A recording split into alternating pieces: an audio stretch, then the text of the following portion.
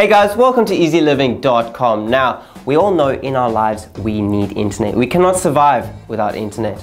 It's like air to us all. Right, we're going to talk about a few tips, a few things that you can do in your home to boost your Wi-Fi strength. And in places where the internet is extremely slow, this puppy right here, which is a wireless router, will make your internet that much faster. So tip number one, you want to look out for things that are going to interfere with your signal.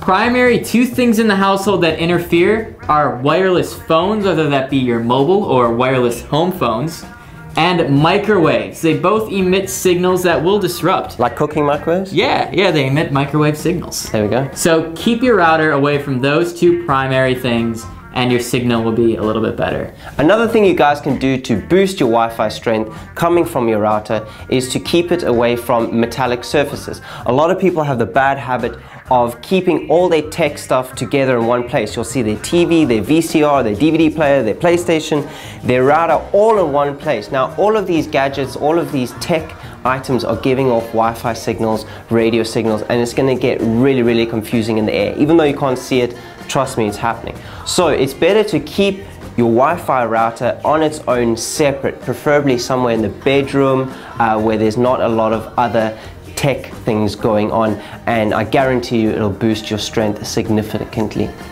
The last way to make your Wi-Fi that much stronger has to do with the router itself and the hardware that's installed on the router.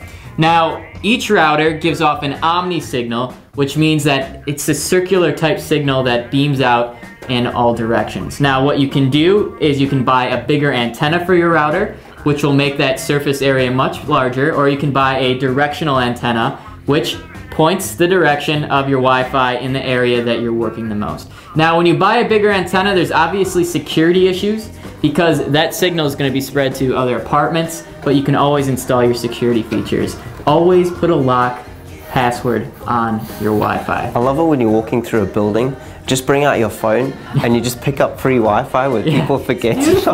It's great. So for those of you who do that, thank you so much because you give me free Wi-Fi. That's right. And free is a good word because you don't need to go out and buy one of these directional type antennas because they're going to cost you some money. You can actually build free ones in your own home. A good way to do that is taking out a dinner plate and covering it in tin foil and then putting it behind your router like a satellite dish, and it'll beam the signal and in that direction where you're working.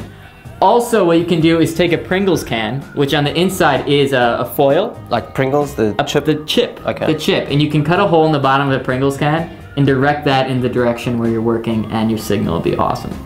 So those are a few tips that you guys can do at home really easily to boost your Wi-Fi strength so that when you're sitting at the laptop, you don't get really frustrated with slow internet. Another great thing to do is to make sure that your provider is actually giving you the package you paid for.